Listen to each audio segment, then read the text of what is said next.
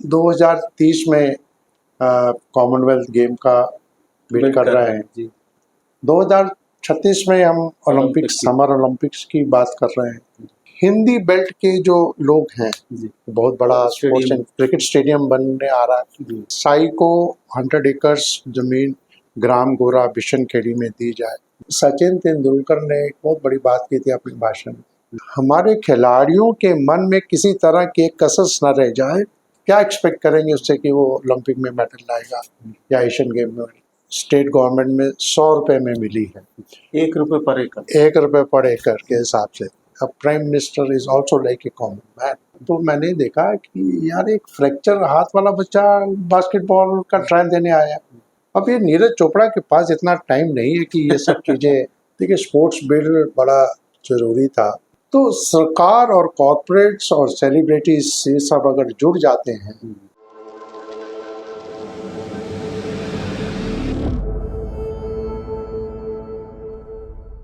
तो आज दूसरे एपिसोड में एक बार फिर से हम सर के साथ हैं। सर, पहला एपिसोड जिसमें चर्चा हुई आपके शुरुआती जीवन की, फिर कि उसके बाद जो आपका लाइफ टाइम जो चेंजेस आए स्पोर्ट्स में या स्पोर्ट्स अथॉरिटी ऑफ इंडिया के साथ, वो बात हुई।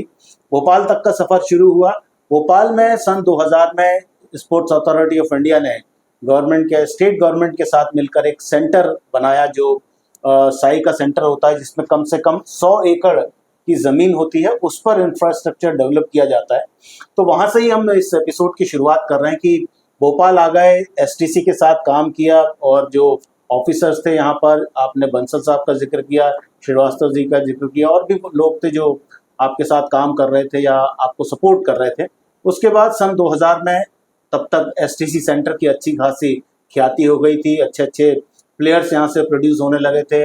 ओलंपियन समीर दाद एसटीसी सेंटर के एक मेंबर थे, रियाजुद्दीन उस टाइम पर आए, और भी प्लेयर जो जूनियर इंडिया की टीम की ओर से अलग अलग डिसिप्लिन्स में पार्टिसिपेट करने लगे थे। तो सन 2000 का एक समय आया जिसने मध्य प्रदेश के खेल को एक नई दिशा दी, और जो 100 एकड़ की ज़मीन पर साई का जो सेंटर बना, उसके बारे में बताएं कि ये स्कीम कैसे आई, किस तरह से आपको एग्जीक्यूट करना पड़ा, क्योंकि ये एक पूरे देश की निगाहें रहती हैं इस तरह के जब कोई स्कीम्स आती हैं स्टेट में, और जिम्मेदारी आपको दी गई थी, आप चूँकि यहाँ पर हेड थे। तो उसके बारे में थोड़ा सा बताएं। ये जो हमारा सेंटर था, ये हमारा जो स्पोर्ट्स अथॉरिटी का एक रीजनल सेंटर्स हैं जो पूरे देश में बटे हुए हैं। जैसे बेंगलोर में हमारा सदर्न रीजनल सेंटर है, कलकत्ता में है, नॉर्थ ईस्ट में सेंटर्स हैं, गांधीनगर में है। तो जो हमारा ये सेंट्रल रीजन का जो एरिया था, ये नेग्लेक्टेड था, और ये इसका ऑफिस दिल्ली से ऑपरेट होता था। अच्छा।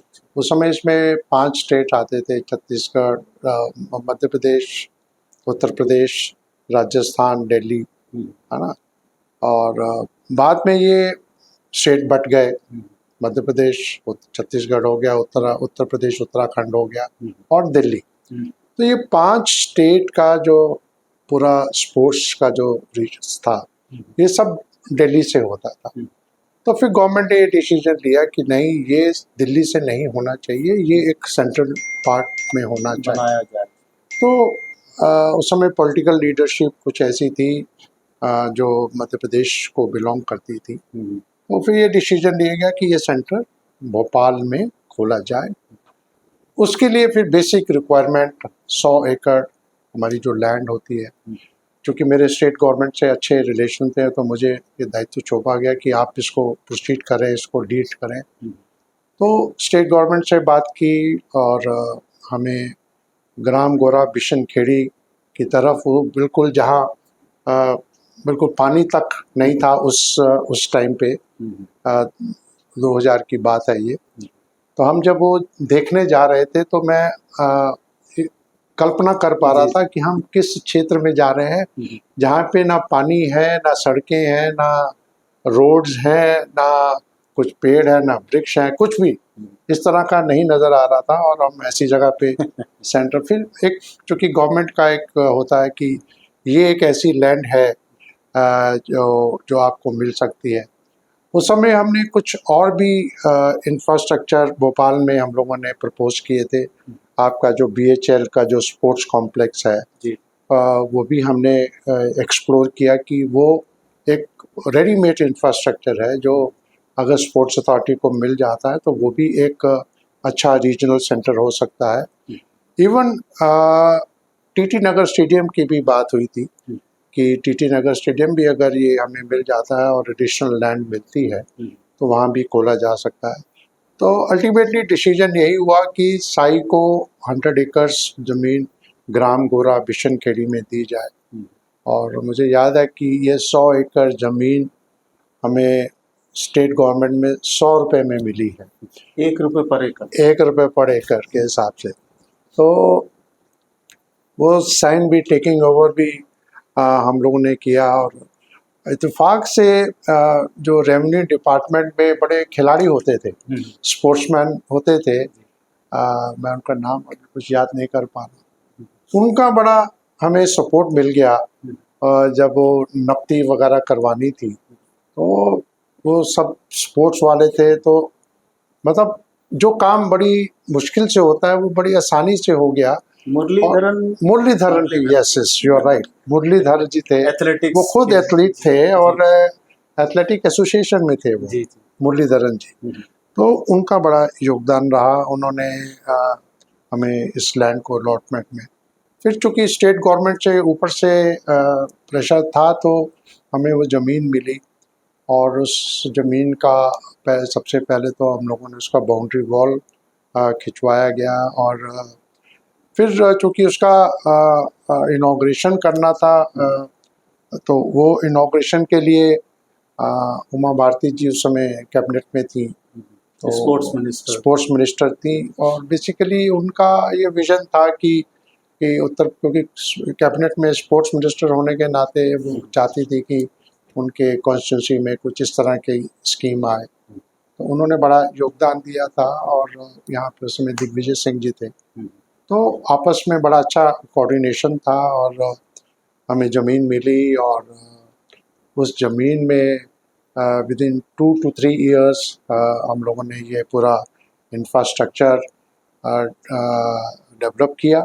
क्योंकि हमारा ऑफिस दिल्ली में था तो साई में ये डिसीजन लिया गया कि अब चूँकि गवर्नमेंट से लैंड अलॉट हो गया है तो रीजनल ऑफिस इमीडिएट शिफ्ट किया जाए भोपाल में, ताकि वो पूरे काम की मॉनिटरिंग कर सके।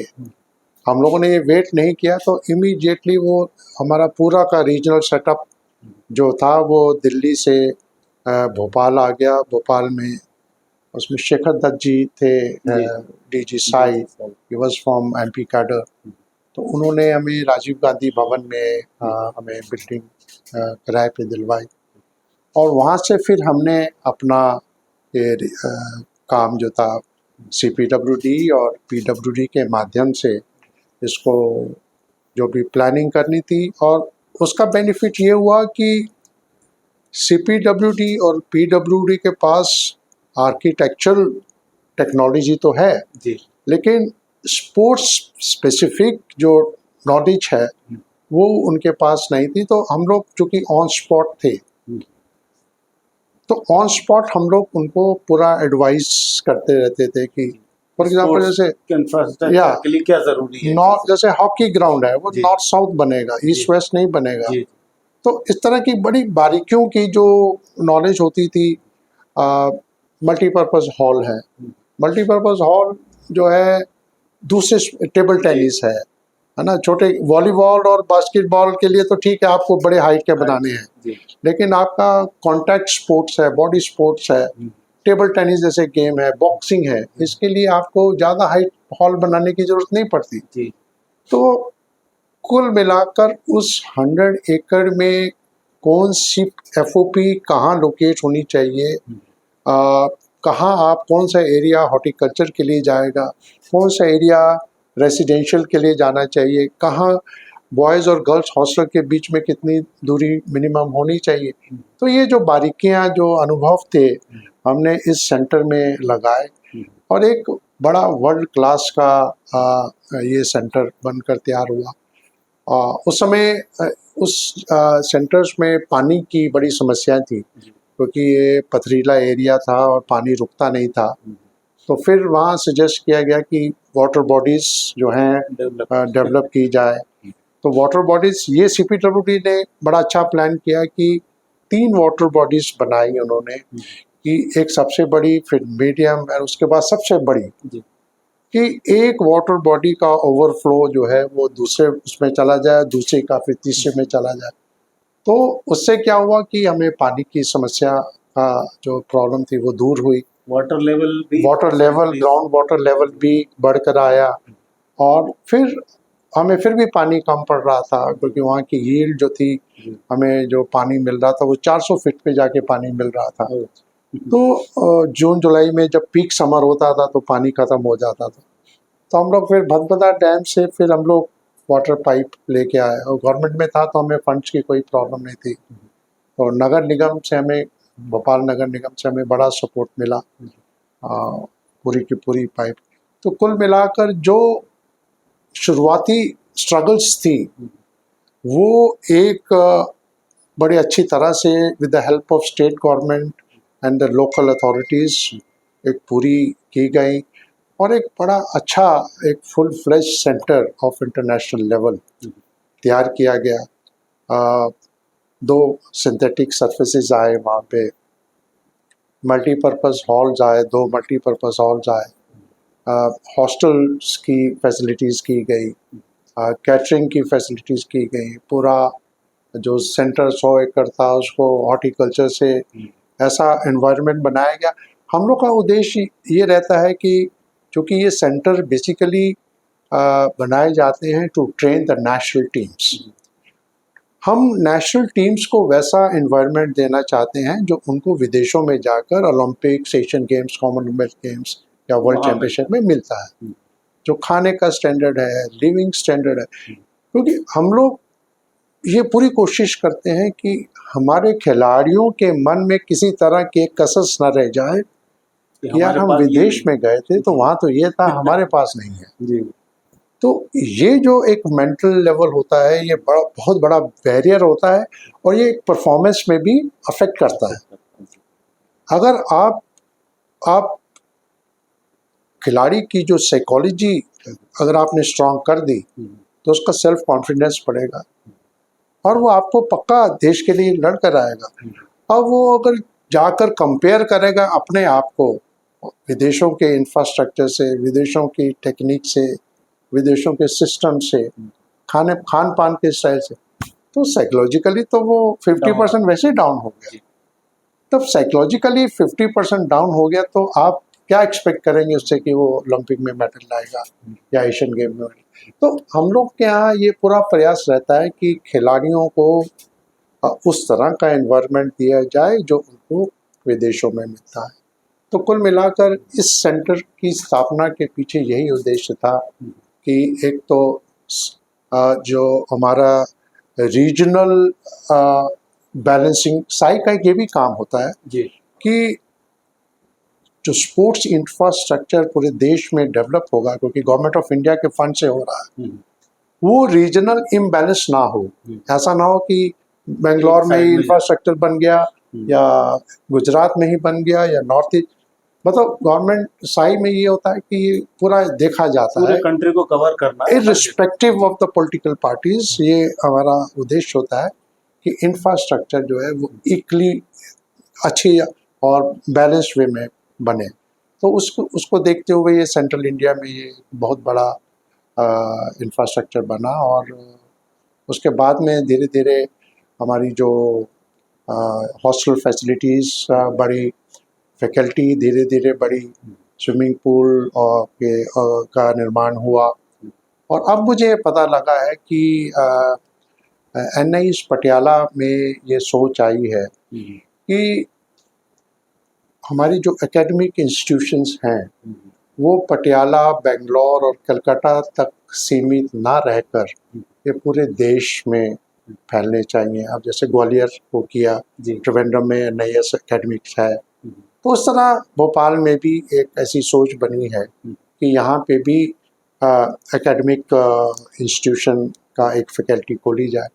क्योंकि क्या होता है कि हिंदी बेल्ट के जो लोग हैं वो अब बेंगलोर में अगर जाते हैं एनआईएस करने के लिए तो वहाँ मोड ऑफ इंस्ट्रक्शन जो होता है ज़्यादातर इंग्लिश रहता है जी तो हिंदी बेल्ट वाले खिलाड़ियों को वो थोड़ा सा समझने में थोड़ा सा टाइम लगता है। मुझे याद है एक मैराथन रनर हुआ करता था मुरलीधर, जी एक छोटा सा खिलाड़ी था उत्तर प्रदेश का, इंडिया में उसने मैराथन में मेडल जीते। तो वो इत्तेफाक से मुझे बेंगलोर में, जब मेरी पोस्टिंग बेंगलोर में थी तो वो मुझे मिल गया। तो मैंने ऐसे कहा, अरे मुरली आप यहाँ कहाँ? अरे कहते सर आप कहाँ यहाँ पे? मैं कहा यार मैं तो यहाँ पोस्टेड हूँ। तो कहते सर, मैं कहा आप कंफर्टेबल हो यहाँ पे, सब सब ठीक ठाक है? कहते सर यहाँ खाना पीना सब ठीक ठाक है, लेकिन आप गुरुजी मेरे एक समझ, वो बड़ा इंडिया का एथलीट, कहता सर एक मेरी समस्या का समाधान कर दीजिए। मैं कहा क्या हो गया बेटा? कहता सर इनको कहिए मुझे हिंदी में पढ़ाएं। तो मैंने कहा बेटे ये तो चलो संभव नहीं है, लेकिन मैं कोशिश करूंगा कि आप जिस कक्षा में जिस आप पढ़ने जा रहे हैं तो आपको आपकी भाषा में लोगों को कंफर्टेबल। तो ये सब चीजें हैं जो खिलाड़ी जो है वो तो मुझे जानता था तो शायद उसने मुझे कहा। अदरवाइज इस कॉन्सेप्ट को देखते हुए कि भी हिंदी बेल्ट के जितने भी स्टेट्स हैं वो सेंट्रल पार्ट ऑफ इंडिया में एक ऐसा इंस्टीट्यूशन हो सकता है फ्यूचर में इस तरह की संभावनाएं भी। तो कुल मिलाकर जब एक संस्था बनती है तो बनने के बाद चूंकि गवर्नमेंट ऑफ इंडिया की है, फंड्स की कहीं कमी नहीं है, स्टेट गवर्नमेंट का बड़ा पॉजिटिव रुझान है, तो उस सेंटर का हमेशा डेवलपमेंट होता है। तो सेंटर जो नेशनल कैंप्स बना, फिर हमने एसटीसी भी उसमें मर्ज कर दी, जो हमारी छोटी एसटीसी थी जहाँ पे मैं था, क्योंकि एक इंफ्रास्ट्रक्चर बनाना और बनाने के बाद उसकी यूटिलिटी करना। देखिए हर चीज का एक लाइफ स्पैन होता है। फॉर एग्जांपल हमारा हॉकी का ग्राउंड है, उसका एक लाइफ स्पैन है। तो अगर हम उसको यूज नहीं करेंगे तो 10 साल के बाद तो वो खत्म हो रहा है, तो और जल्दी खराब हो जाएगा अगर यूज नहीं होगा। तो गवर्नमेंट की हमेशा ये पॉलिसी रहती है कि जो इंफ्रास्ट्रक्चर बना, हालांकि बना एक स्पेसिफिक यूज के लिए, अब पूरी नेशनल टीम तो वहाँ दिन भर तो खेलेगी नहीं, तो इसलिए हमने फिर वहाँ पे एंड प्ले स्कीम स्टार्ट की। हमने जो लोकल खिलाड़ी थे उनको भी एक्सेस कराया, जो ग्राम गोरा बिशनगढ़ी थे खिलाड़ी थे, तो उसका पर्पस ये हुआ कि हमने लोकल पॉपुलेशन को भी उसमें ऐड किया, प्लस जो एम्प्लॉयमेंट जनरेट हुआ। जब स्टेट गवर्नमेंट जब आपको जगह देती है तो वो एक क्लॉज डालती है कि आप जो लोकल एम्प्लॉयमेंट है वो आप लोकल लोगों को देंगे। तो उस गांव का, ग्राम गोरा बिशनखेड़ी सूरजनगर का, जो उस एरिया का जो उद्धार हुआ, वो सबसे पहले हमारा वो सेंटर था 100 एकड़ में जो सरकार ने दिया था। उस सेंटर बनने के बाद फिर उसमें जो एक्टिविटीज स्टार्ट हुई, नेशनल कैंप्स लगने शुरू हुए, फॉरेन कोचेज आए, खिलाड़ी आए, उसके बाद आप देखिए फिर स्टेट गवर्नमेंट के भी एक स्पोर्ट्स जोन ही बन गया। फिर उसके बाद घुड़सवारी स्टेट गवर्नमेंट ने वहाँ शूटिंग रेंज बना दिया, घुड़सवारी सेंटर बना दिया, और अब सुना मैंने कि एक बहुत बड़ा स्पोर्ट्स एंड क्रिकेट स्टेडियम बनने आ रहा है। तो वो एक अच्छी शुरुआत, एक अच्छी एक्टिविटी को और ज़्यादा एक्टिविटी को जन्म देती है ना। तो जो पौधा सेंट्रल गवर्नमेंट ने लगाया तो वो पौधा आज बहुत बड़ा रिजल्ट दे रहा है, और एक ऐसा स्पोर्ट्स इंफ्रास्ट्रक्चर भोपाल के लिए बनकर आ रहा है जो आने वाले समय में मध्य प्रदेश के खिलाड़ियों को तो देगा ही देगा, देश भर से जितने खिलाड़ी आएंगे वो बड़े बेनिफिट होंगे उसमें।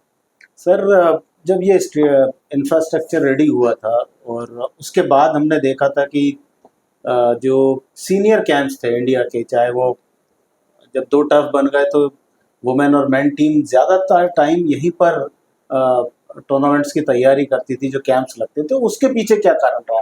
क्योंकि हमने देखा बेंगलोर का जो सेंटर था, आमतौर पर कैंप वहाँ लगते थे या फिर वो पटियाला या दिल्ली में लगा करते थे। वहाँ से कैसे स्विच हुआ ये? क्योंकि फेडरेशन भी चाहती थी कि यहाँ पे कैंप लगे और फिर आपके साथ कोऑर्डिनेशन रहा, इस कारण। देखिए कैंप्स के पीछे हम लोग एक वो रहता है कि जैसे ओलंपिक के लिए कैंप है जी, तो ओलंपिक के लिए जिस वहाँ का वेदर कंडीशंस क्या रहेंगे, वहाँ की जो वेदर जो कंडीशन है, ह्यूमिडिटी कितनी रहेगी, उस हिसाब से देखते हुए हम लोग ये डिसाइड करते हैं कि यस, भोपाल में इस समय जो टेम्परेचर है 22-23 है या 35-36 है या एक्सट्रीम है, और वहाँ पे भी एक्सट्रीम वेदर है, तो फिर कैंप उसी हिसाब से लोकेट किए जाते हैं। अब कुछ हमारी देश की पटियाला में जैसे कैंप लगते हैं, तो पटियाला में एक्सट्रीम सर्दी है। अब एक्सट्रीम सर्दी और वहाँ जहाँ आप जा रहे हो खेलने, वहाँ एक्सट्रीम गर्मी है, तो फिर इस तरह रोल ओवर हमारा ये सिस्टम होता है। अब जो हम लोगों ने सिस्टम किया है, जो फॉरेन कोचेस आए, उन्होंने ये सिस्टम किया कि हमारे जूनियर, सब junior, junior, youth and senior, ये कैंप एक ही जगह पे लगाए जाएं। और उसका एक बड़ा सॉलिड टेक्निकल रीज़न ये था कि जो हमारे नेशनल कोचेस हैं, जो हमारे फॉरेन कोचेस हैं, ये 4 स्टेजेस के जो कैंप्स हैं, खिलाड़ी हैं, उनके ऊपर उनकी पूरी नज़र है। अच्छा। दूसरा, ये जो सीनियर खिलाड़ी है जो इंडिया को रिप्रेजेंट कर रहा है, उसको ये दिख रहा है कि मेरे से जो मेरी पोजीशन पे है वो नीचे खड़ा है, आने के लिए तैयार खड़ा है मेरी पोजीशन पे, तो मुझे परफॉर्म करना है। अगर मैंने ज़रा भी ऊपर नीचा हुआ मेरी परफॉर्मेंस, अगर मेहनत नहीं की, तो ये बंदा रेडी है मेरी पोजीशन लेने के लिए। ये हमारे फॉरेन कोचेस की पॉलिसी रही कि everyone has to work hard. Junior वाला ये करेगा कि मुझे यूथ में जाना है, यूथ वाला करेगा कि मुझे सीनियर में जाना है और मुझे इंडियन टीम में। और उसका दूसरा बेनिफिट ये था कि जो सारा साइंटिफिक और मेडिकल सपोर्ट है वो एक कंसोलिडेटेड जगह पे है, right from grass root level, junior level से लेके आपको इंडियन टीम तक जो सपोर्ट मिलना चाहिए वो आपको उस समय मिल रहा है। तो होता क्या है कि अब जैसे हो सकता है कि भोपाल में या कलकत्ता में या और किसी जगह पे इतने पूरे सपोर्ट सिस्टम ना हो, ठीक है। तो इन चीज़ों को ध्यान में रखते हुए अब तो हमारे सारे सेंटर अच्छी तरह से इक्विप्ड हैं to hold the national camps. But कई बार होता है कि जो बेस्ट फैकल्टी होती है बेंगलोर में है या पटियाला में है, तो जो नेशनल कोचेज होते हैं वो उस टूर्नामेंट के, फ्यूचर टूर्नामेंट्स को देखते हुए, फैसिलिटीज़ को देखते हुए ये कैंप्स डिसाइड करते हैं। आपने फॉरेन कोचेस की बात की, तो अब चूंकि साई के साथ उनका टाई अप रहता है और काफ़ी स्पोर्ट्स में हमने देखा कि हम फॉरेन कोचेस की जो उपयोगिता है उसे देख रहे हैं, उन्हें अपनी कंट्री में हमारे जो टॉप प्लेयर्स हैं उन्हें ट्रेन करने के लिए बुला रहे हैं। तो ये कॉन्सेप्ट किस तरह से आगे बढ़ रहा है और कितना बेनिफिट आज हम इससे ले पा रहे हैं? देखो, आप इस बात से सहमत होंगे कि कोचेस का बड़ा रोल होता है किसी भी स्पोर्ट में। मैं इस बात से भी सहमत हूँ कि हमारे जो इंडियन कोचेस हैं, जो उनका टैलेंट है, अगर उनको फ्री हैंड दिया जाए तो वो किसी फॉरेन कोच से कम नहीं है, ठीक है। फॉरेन कोचेस का एक बड़ी लंबी प्लानिंग के साथ आते हैं, और जो अच्छे फॉरेन कोचेस होते हैं ना, जो एक्सपर्ट्स होते हैं, वो आपको इजीली अवेलेबल नहीं होते हैं। वो कंपटीशन से 5-6 साल पहले कंट्रीज एंगेज कर लेती है, तो आपको बड़ी प्लानिंग से कोचेस का सिलेक्शन करना पड़ता है। उनकी जो सोच है, उनकी जो अपब्रिंगिंग है, उनकी जो नॉलेज है और उनका जो एग्जीक्यूशन होता है ना, ये बस यही थोड़ा सा हमारे कोचेस की अप्रोच में और फॉरेन कोचेस की अप्रोच में फ़र्क है। फॉरेन कोच जो है वो, देखिए, उसके लिए हमारे इंडियन खिलाड़ी के टेम्परामेंट को समझना, वो किस कंडीशन से ऊपर आया है, कितना वो लोड ले पाएगा और कितना उसका आईक्यू है, ये फॉरेन कोच को समझने में थोड़ा सा टाइम लगता है।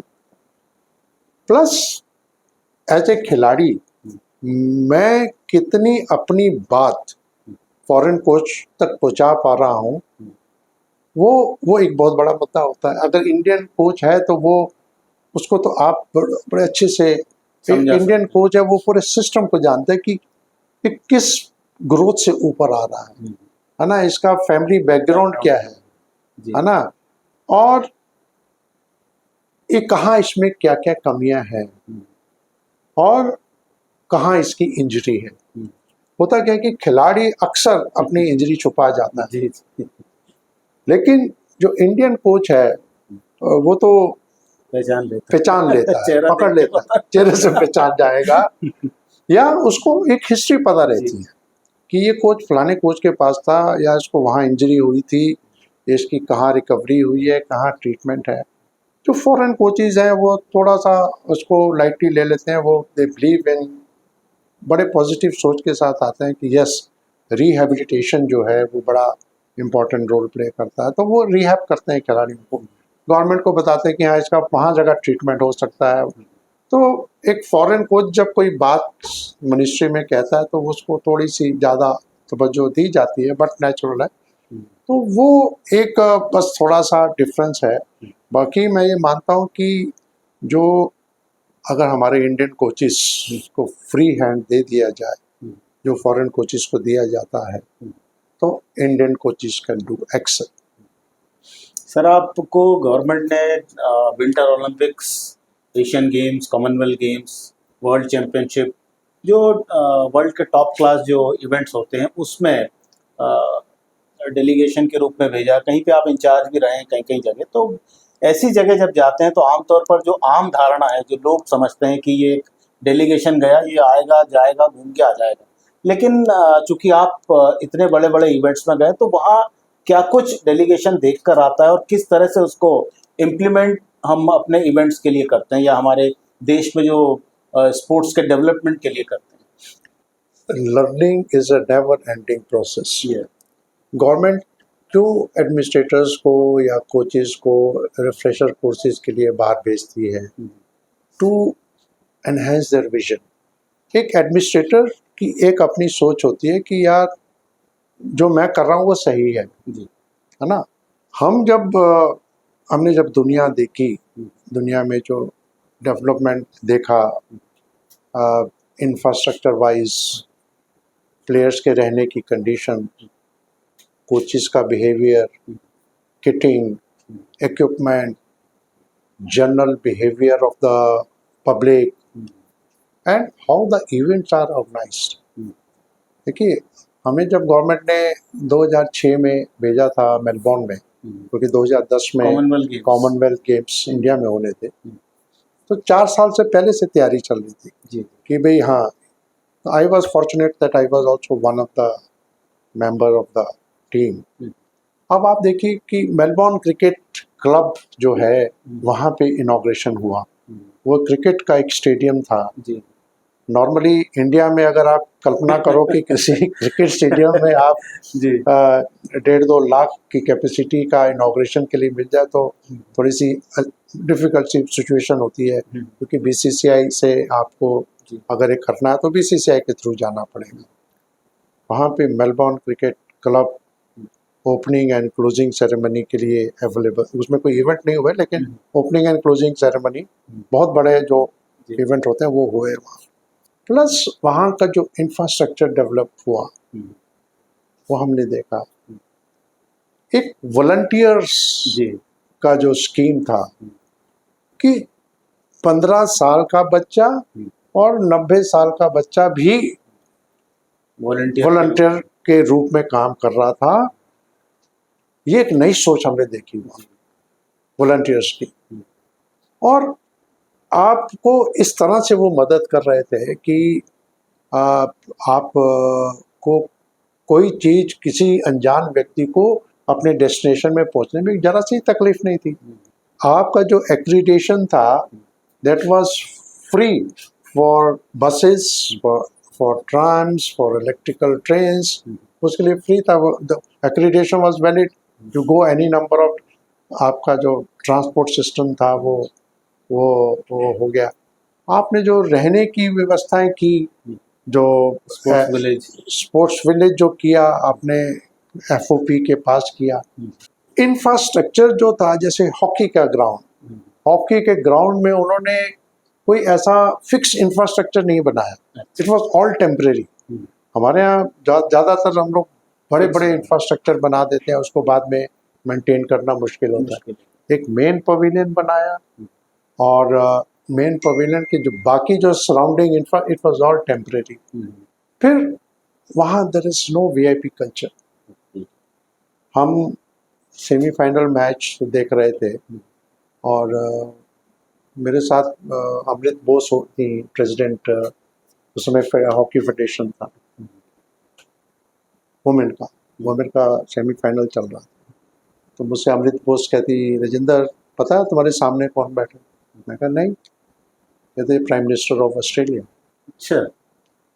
अब आप देखिए, ये तो रिटायरमेंट के थोड़े दिन पहले की बात है, 2019 में। हाँ 2019 में जब मैं गया था, तो उस समय हाँ उस समय एज ए ईडी टीम्स करके इंचार्ज के रूप में गया था मैं, और उस समय टॉप्स शुरू हो गया था।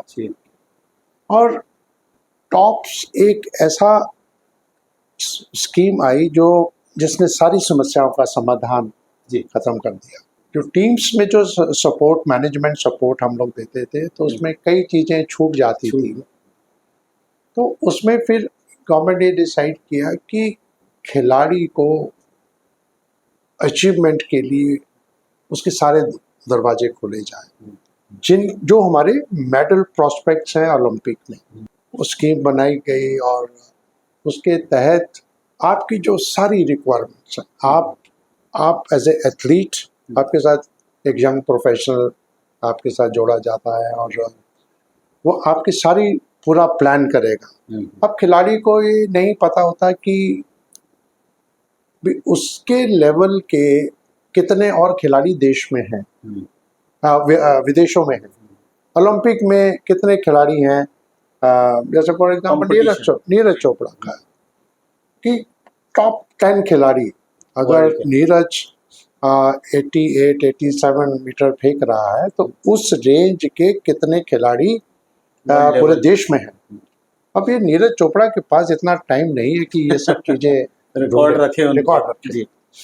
वो फिर नीरज चोपड़ा को कहाँ कहाँ वो ट्रेनिंग पे जा सकता है, कौन कौन से बेस्ट इंस्टीट्यूट हैं, कौन कौन से बेस्ट कोचेज हैं, कौन कौन से बेस्ट ट्रेनर्स हैं, कौन से एथलीट का कौन कोच काम कर रहा है उसके साथ, पिछले 4-5 सालों में उसने कितना मैक्सिमम फेंका, और उसकी क्या इंजरी है, इस सारी इंफॉर्मेशन एक खिलाड़ी को दी जाती है।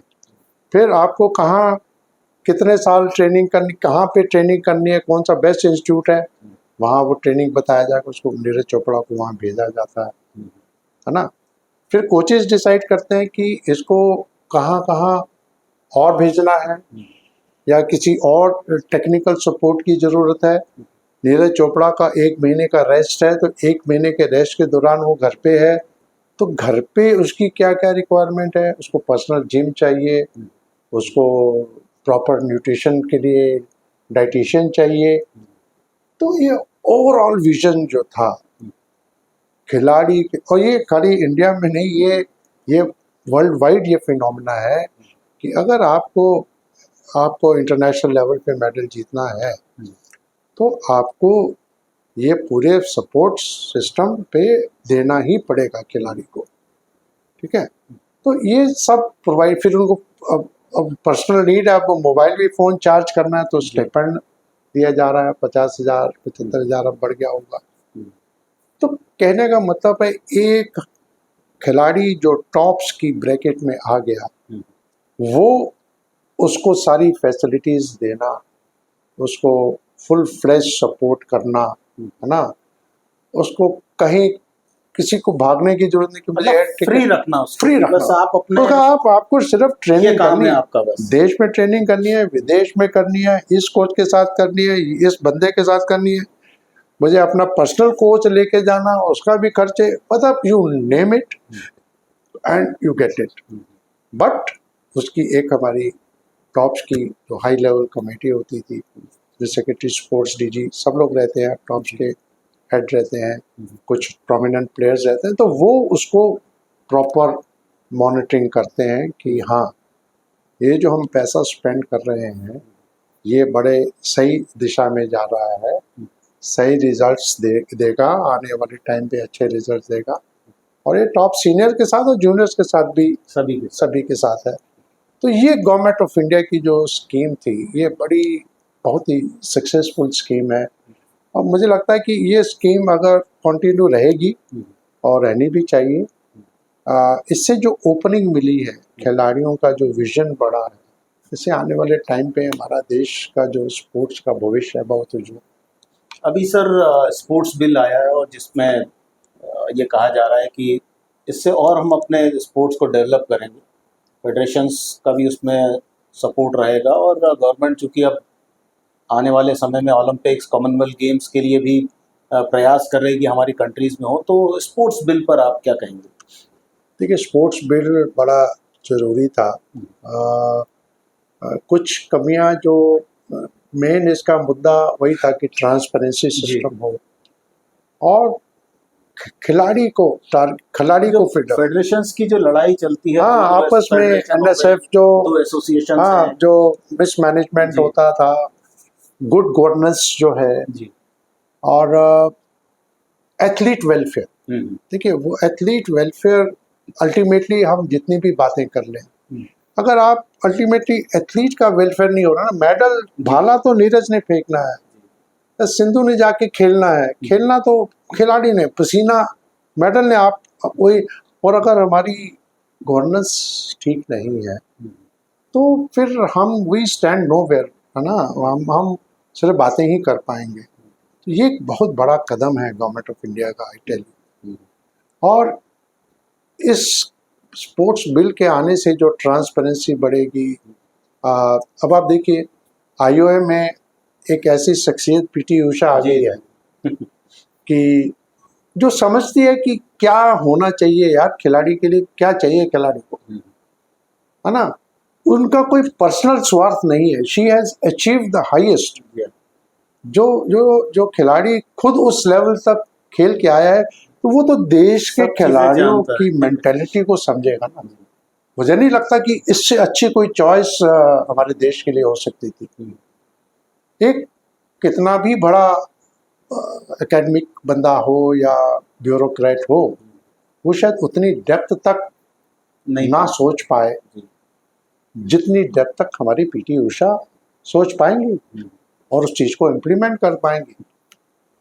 उसी तरह राइट डाउन बिलो जो नेशनल स्पोर्ट्स फेडरेशंस इनके अंडर में आएंगी, आप देखिएगा आने वाले टाइम पे all those federations will be run by the prominent sports persons, and then gradually down below states में भी जो ओलंपिक एसोसिएशंस हैं, दे विल आल्सो बी, क्योंकि जो पॉलिसी ऊपर से पॉजिटिव पॉलिसी स्टार्ट होगी तो ग्रेजुअली जो नीचे पॉलिसीज जाएंगी, उसको जिसके रिजल्ट अच्छे होंगे वो डेफिनेटली इम्प्लीमेंट होगी, and ultimately everything target is welfare of an athlete.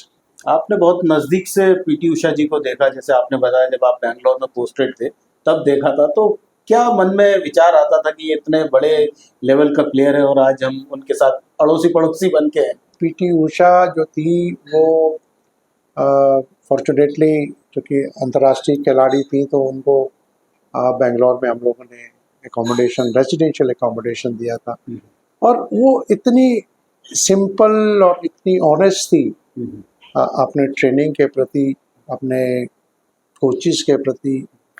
मुझे लगता है उनकी जो सिंपलिसिटी है और उनकी जो ऑनेस्टी है, वो उसी ने उनको इतने अंतर्राष्ट्रीय मेडल दिलाए हैं। और मैं बड़ा खुशनसीब हूँ, मेरी बेटी उनकी गोदी में खेली हुई है। तो मतलब वो इतनी सिंपल थी, हर एक से बातचीत करती थी, हर एक से मुलाकात करती थी, बट अपनी ट्रेनिंग के प्रति पूरी डेडिकेटेड रहती थी। अब ऐसी शख्सियत के हाथ पे जब ऐसी पूरे देश के खेल की बागडोर आई है, आईओए को चलाना इतना आसान नहीं है, बट जिस तरह से वो एडमिनिस्ट्रेशन कर रही हैं, चीज़ों को समझ रही हैं और अब चूँकि आने वाला समय बड़ा पॉजिटिव जाने वाला है, तो उनकी ज़रूरत है हमारे देश को। और सर कॉरपोरेट्स भी अब धीरे धीरे, पहले तो उनके पीछे जाना पड़ता था मतलब गवर्नमेंट को भी और प्लेयर्स को भी, लेकिन आज हमने देखा है कि कॉरपोरेट्स खुद भी स्पोर्ट्स में जो प्लेयर्स हैं उनको स्पॉन्सर कर रहे हैं, और कुछ ने तो अपनी एकेडमीज भी बना रखी है कि वहाँ पर जो प्लेयर्स हैं वो आकर ट्रेन हो रहे हैं, जो बेस्ट प्लेयर्स हैं वो उनकी एकेडमीज में जा सकते हैं, उनको फाइनेंशियली भी सपोर्ट कर रहे हैं। तो कॉरपोरेट्स का जो महत्व है वो आप किस तरह से देखिए? देखिए, ये वर्ल्ड वाइड फिनोमेना है कि सरकारें ही पूरे देश के स्पोर्ट्स को नहीं चलाती है। तो फॉर्चुनेटली हमारे देश में है कि गवर्नमेंट का बड़ा रुझान है। हालांकि गवर्नमेंट अब आने वाले टाइम पे शायद स्पोर्ट्स चूँकि अभी स्टेट सब्जेक्ट है, इसको कॉन्करेंट लिस्ट में लाने का भी सरकार शायद विचार करेगी, और उसमें सब स्टेट गवर्नमेंट की सहमति चाहिए होती है। तो बट गवर्नमेंट के साथ साथ अगर ये कॉरपोरेट्स भी आते, जैसे JSW आपने जी। देखा, टाटा स्पोर्ट्स है ना, रिलायंस है, ये आने के बाद अब ये लोग भी अपनी रिस्पॉन्सिबिलिटी समझने लगे। तो जितने भी कॉरपोरेट्स पूरे इस देश पे कंट्रीब्यूट करेंगे, BCCI हमें सपोर्ट करता था जी। पहले, फंडिंग देता था, जो हमारे अर्जुन अवार्डीज को पेंशन मिलती थी वो BCCI के फंड से जाती थी। अभी रिसेंटली मेरा जाना हुआ चंडीगढ़, तो वहाँ मुझे एक एकेडमी में जाने का मौका मिला, राउंड ग्लास। मुझे जाके इतनी प्रसन्नता हुई कि वो उन्होंने 500 एकड़ की ज़मीन ली है चंडीगढ़ के पास कहीं पंजाब में, और वहाँ पे वो एक इंटरनेशनल लेवल का स्पोर्ट्स इंफ्रास्ट्रक्चर डेवलप कर रहे हैं, और पंजाब के जितने भी खिलाड़ी हैं उनके लिए free education, free sports facilities, stipend उनको उन्होंने अभी से देना शुरू कर दिया है, एयर कंडीशन बसेस उनको आके ले जाते हैं, उन्होंने स्कूल कैंपस के अंदर स्कूल एस्टेब्लिश करने का उनका प्लान, मतलब राइट फ्रॉम चाइल्डहुड, जब से आपने हॉकी शुरू किया तब से बच्चों को स्पॉट करके उनको पूरे उनकी लाइफ तक उनकी कोई मेडिकल की कोई प्रॉब्लम नहीं, उनके पेरेंट्स को लेके कोई उनको इश्यूज नहीं है, उनकी जॉब तक कि उन्होंने ग्रंट। तो कॉरपोरेट अगर इस तरह इन्वॉल्व हो जाएगा, मुझे नहीं लगता कि फिर धीरे धीरे सरकारों के भी अपने और एजेंडा पॉइंट्स रहते हैं। तो सरकार और कॉरपोरेट्स और सेलिब्रिटीज ये सब अगर जुड़ जाते हैं तो एक नई सोच के साथ खिलाड़ियों को सुविधाएं मिलेंगी, है ना। आप JSW पे जाके देखिए कितनी अच्छी फैसिलिटीज हैं, है ना, टाटाज में अच्छी फैसिलिटीज हैं। तो we are not competing with the corporates. Corporates and government are joining hands, and jointly we are developing and promoting sports in the country. और सर मैंने ये भी देखा है कि कई इवेंट्स में जहाँ पर आप एक पार्ट रहे हैं, चाहे एज ए एडमिनिस्ट्रेटर या उस इवेंट को सपोर्ट करना, वहाँ पर हमने काफ़ी बड़े बड़े सेलिब्रिटीज़ को देखा है और आपके साथ भी देखा है उन्हें। तो सेलिब्रिटीज़ का रोल आप किस तरह से देख रहे हैं? क्योंकि पहले उतना नहीं था, लेकिन आज के समय में हम कबड्डी ले लें या फुटबॉल ले लें, तो ऐसी जगह पर जब आप जाते हैं और सेलिब्रिटीज़ को देखते हैं तो क्या आपके मन में आता है कि अब ये लोग का भी कंट्रीब्यूशन नहीं, देखिए इनका जो कंट्रीब्यूशन है ना, एक सेलिब्रिटी जो है वो एक खेल की दशा और दिशा को बदल देता है। जो लोग जुड़ते हैं, अब आप जैसे आपने कबड्डी का ही नाम, जी, कबड्डी के साथ अभिषेक बच्चन जी जुड़े, उनके साथ अमिताभ बच्चन और ऐश्वर्या राय नेचुरल तौर से जुड़ जाते हैं। अभिषेक बच्चन के जुड़ने से कबड्डी के खिलाड़ियों की जो पॉपुलैरिटी है वो एट पार विद क्रिकेट आ गई है। क्यों आई? क्योंकि अभिषेक बच्चन जुड़ा, IPL से लोग व्यूअरशिप बढ़ी, लोगों में स्टेडियम में लोग देखने पहुंचे, उस गेम को लोग समझने लगे, ये तो कबड्डी जैसे खेल को जो हमारे मड में खेला जाता था, मड से मैट में शिफ्ट हुआ, मैट के बाद जो उसने पॉपुलैरिटी गेन की, सेलिब्रिटी को जोड़ा गया। ये कबड्डी एसोसिएशन फेडरेशन की ये क्वालिटी है कि उन्होंने बड़ी जल्दी इसको लीग में कन्वर्ट कर दिया। तो और उसके साथ फिर सेलिब्रिटी को जोड़ लिया, और आज आप देखिए कबड्डी के खिलाड़ी के लिए जिनको लोग मार्केट में चले जाए तो कोई पहचानता नहीं था, आज उसी खिलाड़ियों के लोग ऑटोग्राफ ले रहे हैं। और वो खिलाड़ी जिनको पैसे के नाम पे बहुत कम अमाउंट मिलता था, आज लाखों और करोड़पति है जी। तो ये मेरा तो ये अपील रहेगा कि सारे जितने फिल्म स्टार या सेलिब्रिटीज हैं कि वो एक एक स्पोर्ट्स को अडॉप्ट करें। भाई आप जब देश ने आपको सेलिब्रेट देश नहीं बनाया, जी, जी, हम ही लोगों ने बनाया, तो ये उनका भी फर्ज है कि वो देश को वापस अपनी सोसाइटी को कुछ सिंपली आपकी प्रेजेंस है, और आपकी प्रेजेंस से अगर किसी इंस्टीट्यूशन का या किसी खेल का उद्धार होता है तो जरूर करना चाहिए, है ना। ये बहुत अच्छी बात है। पेरेंट्स का विजन और स्पोर्ट्स पर्सन का विजन, आप बहुत नज़दीक से इस बात को एक खुद भी आपने फील किया है, और जो एडमिनिस्ट्रेशन आपने किया है वो उसमें भी आपने फील किया है। तो आपकी नज़र में पेरेंट्स और प्लेयर का जो विज़न है समय के साथ कैसे कैसे बदला है?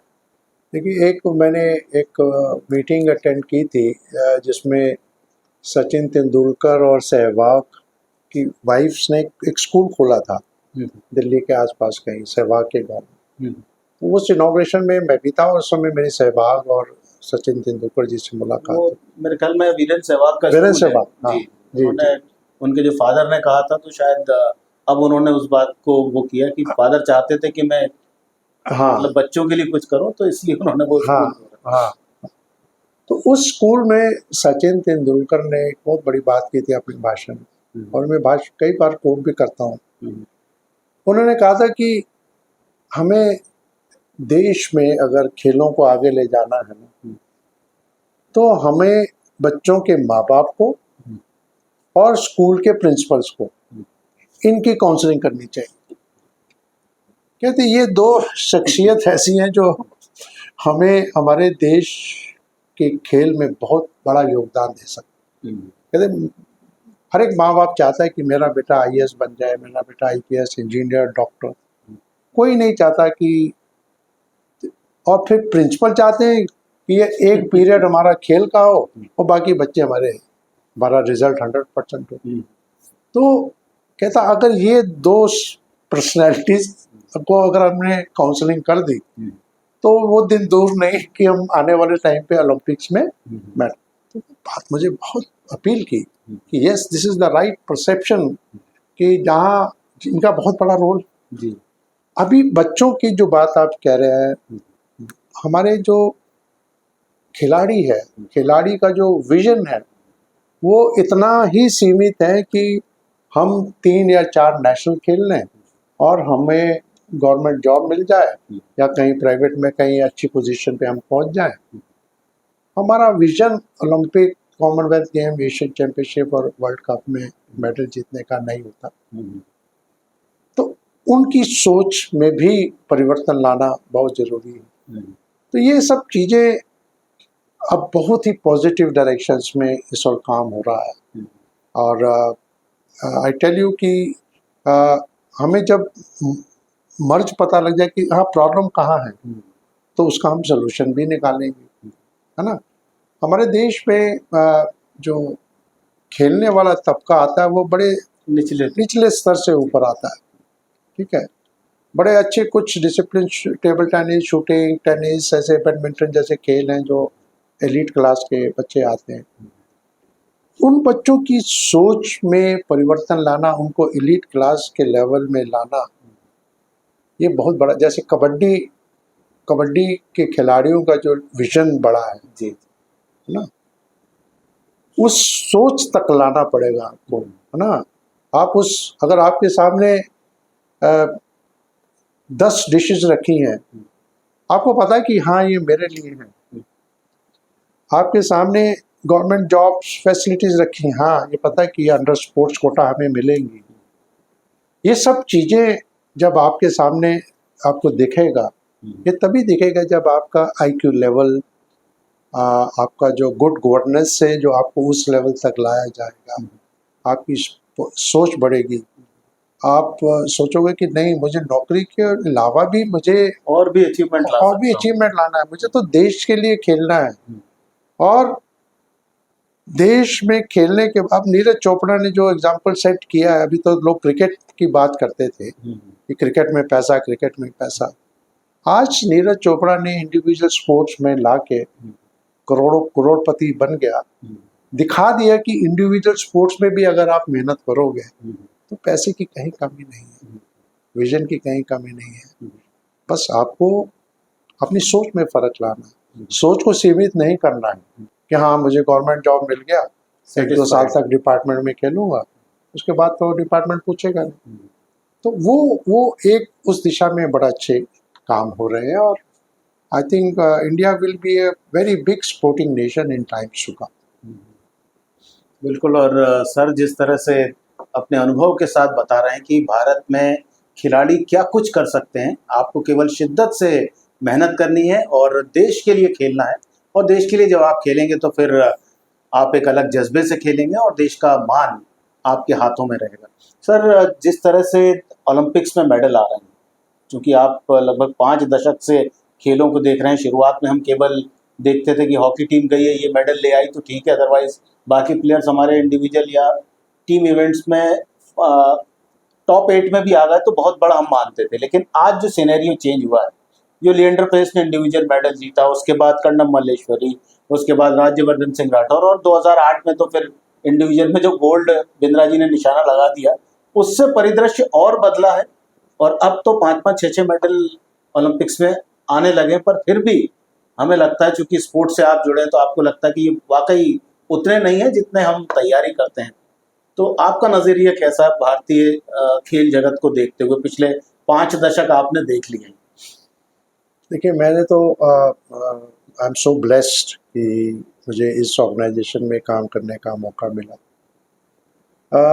अगर आप पूरा ओवरऑल नज़रिया देखें तो हमारे देश में 1951 में पहले एशियन गेम्स हुए, फिर 82 में हमारे एशियन गेम्स हुए, 2010 में मल्टी स्पोर्ट इवेंट्स हुए, कॉमनवेल्थ गेम्स हुए।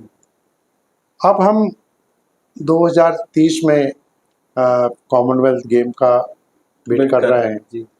2036 में हम ओलंपिक्स, समर ओलंपिक्स की बात कर रहे हैं।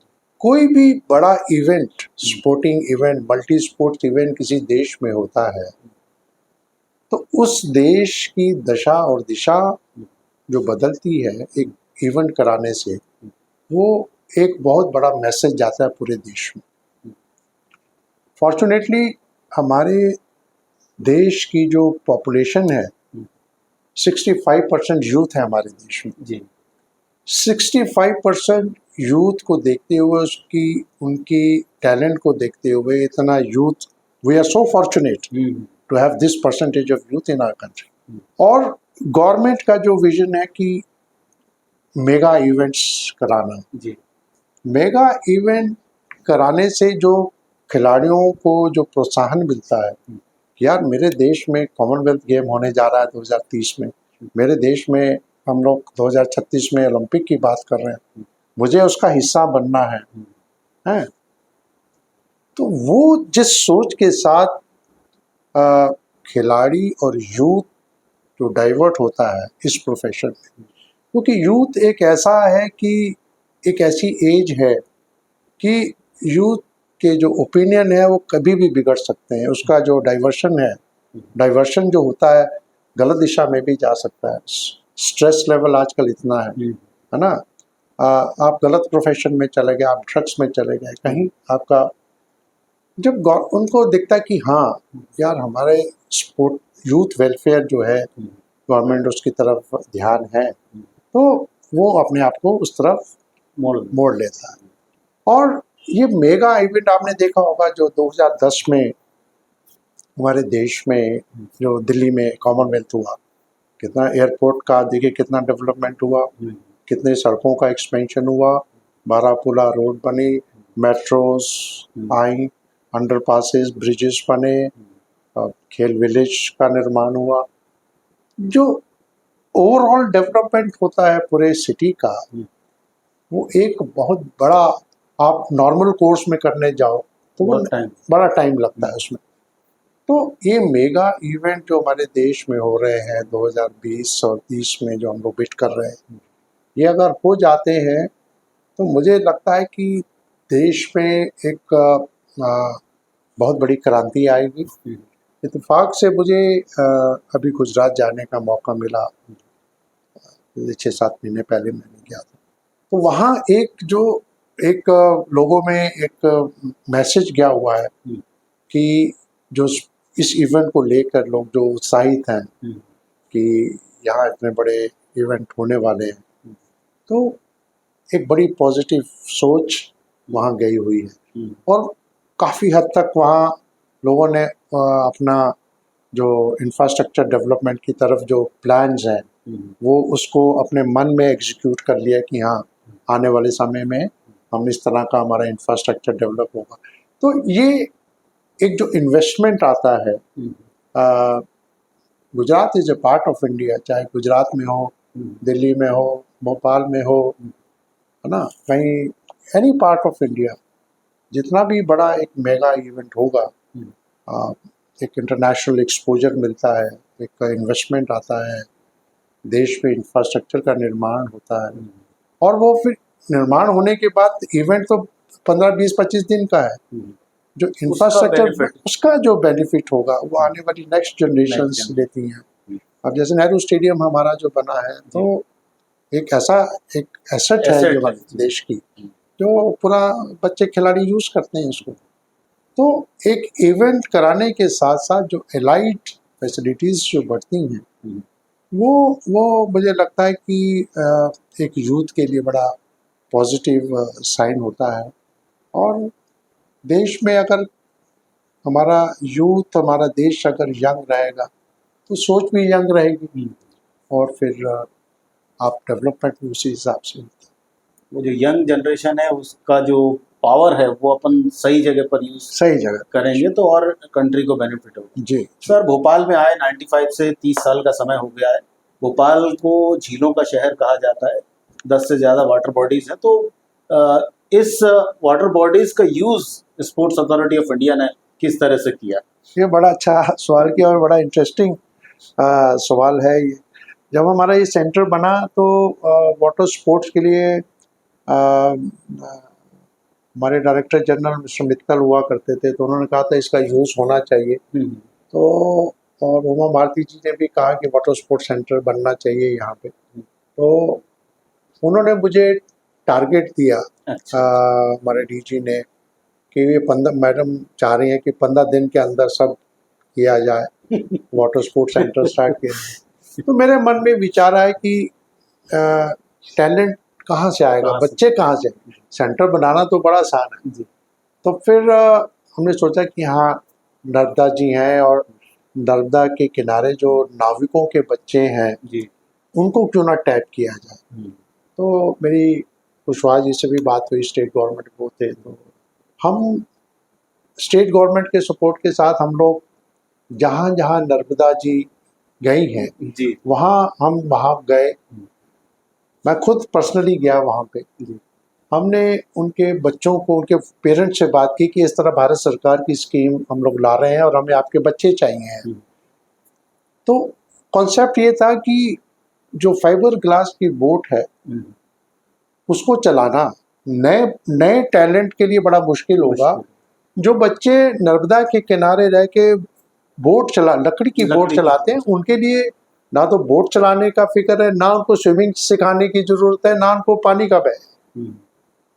लेकिन हमें जो हर्डल्स आई, ये जो बच्चे नर्मदा के किनारे थे, नाविकों के बच्चे, ये उनका सोर्स ऑफ अर्निंग थे, क्योंकि ये रेत निकालते थे। उनके लिए उन्होंने बच्चों को भेजने से मना किया। हमें उनको बड़ा कन्विंस करना पड़ा, पुलिस अथॉरिटीज़ का भी हमें थोड़ा सा सहयोग लेना पड़ा। और ये समझाना पड़ा कि ये जो बच्चे आज आपके यहाँ रेत निकाल रहे हैं, ये देश का तिरंगा जाके विदेशों में फहराएंगे। तो उनको बड़ा मुझे समझाने में, लेकिन आई एम सो फॉर्चुनेट कि मैं पहले लॉट में कम से कम ज़्यादा मुझे 50 बच्चे तक, मैं कुछ जबलपुर से, नर्मदा से, टीकमगढ़ से, महेश्वर से, है ना, ये इन जगहों से जाके हम लोग नए नए बच्चे उठा के लाए थे और उनको हमने यहाँ मयूर पार्क के हॉस्टल में रखा। और कमी कहाँ थी? कमी थी न्यूट्रिशियस डाइट की। उनको बच्चे वहाँ पे, उनको खाना घर में वही खाते हैं तो दाल चावल सब, यहाँ पे आके उनको न्यूट्रिशियस डाइट मिली, उनको मेडिकल सपोर्ट मिला, रहने के लिए अच्छा एकोमोडेशन मिली, पढ़ाई का, एजुकेशन का।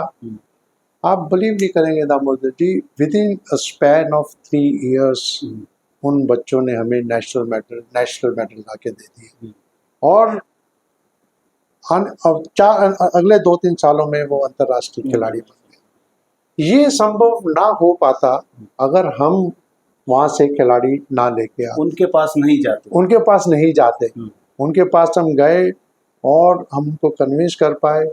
और मुझे बड़े फ़ख्र के साथ कहना पड़ता है, जब ये स्कीम 15 दिनों के बाद जब स्टार्ट हुई और जब ऑनरेबल मिनिस्टर को और हमारे डीजी को पता लगा कि हमने इतना एफर्ट किया है, I was the first person in sports authority जिनको मुझे गवर्नमेंट ने मुझे आउट ऑफ वे जाके रिवॉर्ड दिया था। I got a reward of around 20,000 rupees from Sai. Reward is immaterial, but जिस सोच के साथ हमने ये काम किया और जिस सोच के साथ रिजल्ट आए और सामने रिजल्ट आए, तो और फिर उनका बाद में गवर्नमेंट जॉब्स लग गए। पुलिस डिपार्टमेंट ने उनको जॉब भी दे दिया, मध्य प्रदेश पुलिस ने। तो जिस तरह से अब हमें फिर दोबारा पेरेंट्स के पास जाने की जरूरत नहीं पड़ती है कि अब तो यार उनको पता कि हाँ बच्चे अगर यहाँ जाएंगे तो उनका भविष्य बड़ा उज्ज्वल है। तो एक मैसेज पूरे मध्य प्रदेश में गया कि हाँ, एक ऑर्गेनाइजेशन है जहाँ पे एक सिस्टमेटिक तरीके से काम होता है। एक अपने जीवन स्तर को ऊपर उठाना सिर्फ रेत निकालने से नहीं है। एक आपका अपना घर छोड़ना पड़ेगा, एक अच्छी जगह जहाँ साइंटिफिक चीज़ें साइंटिफिक तौर से आगे बढ़ावा दिया जाता है, वो फिर पेरेंट्स भी समझते हैं इस चीज़ को। तो दर्शकों, भारतीय खेल प्राधिकरण किस तरह से काम कर रहा है, किस तरह से वो आप तक पहुंचता है और जो सरकार की योजनाएं हैं उनका आप किस तरह से दोहन कर सकते हैं, सर बहुत ही डिटेल से उन बातों को बता रहे हैं कि कैसे जो मध्य प्रदेश में या भोपाल में जो वाटर बॉडीज़ हैं उनका उपयोग किया गया और कैसे लोग उनके साथ जुड़े, जिसके लिए मेहनत ज़रूर लगती है, लेकिन जब आप मेहनत करते हैं और सफलता मिलती है तो जो दिल में सुकून मिलता है वो बयां नहीं किया जा सकता। जैसे सर ने भी कहा कि स्पेशल रिवॉर्ड मिला स्पोर्ट्स अथॉरिटी ऑफ इंडिया की ओर से, लेकिन वो रिवॉर्ड का उतना उन्हें चाव नहीं है। उनका केवल मन में जो उनके चेहरे पर जो भाव थे वो यही थे कि वो दिल में जो सुकून है वो कहीं नहीं है। सर, दिल में सुकून और 50 साल का सफ़र स्पोर्ट्स के साथ, लेकिन हाल के वर्षों में हमने देखा है कि भारतीय खेल प्राधिकरण में जो पहले के टाइम पे हमने देखा था कि रेगुलर जॉब्स थे, कोचेस बहुत आते थे, आज के समय में ऐसा लगता है कि थोड़ा जो रिक्रूटमेंट है कोचेस का स्पेशली, या जो ऑफिस स्टाफ है जो पूरा कंट्रोल करते हैं, वो थोड़ा कम हुआ है, आपको ऐसा लगता है? नहीं, देखिए, कोचेस का जो रिक्रूटमेंट है वो कम तो नहीं हुआ होगा, क्योंकि मुझे लगता है कि पहले जितने भी कोचेस थे वो रेगुलर अपॉइंटमेंट में आते थे। उन्हीं की बात कर रहा हूं। हाँ, देखिए, रेगुलर कॉन्टैक्ट पे शायद अभी जितना भी अपॉइंटमेंट हो रहा है वो ऑन कॉन्ट्रैक्ट हो रहा है। ऑन कॉन्ट्रैक्ट्स में क्या होता है कि मेरे भविष्य का मुझे पता नहीं है जी। और दूसरा पहलू ये है कि ऑन कॉन्ट्रैक्ट अगर कोच है तो वो उसका हमेशा टोज पे रहेगा कि नहीं, मैं तो रिजल्ट मुझे देना, नहीं तो आई बी आउट। अब इस दो पहलुओं में पूरा खेल फंसा होता है।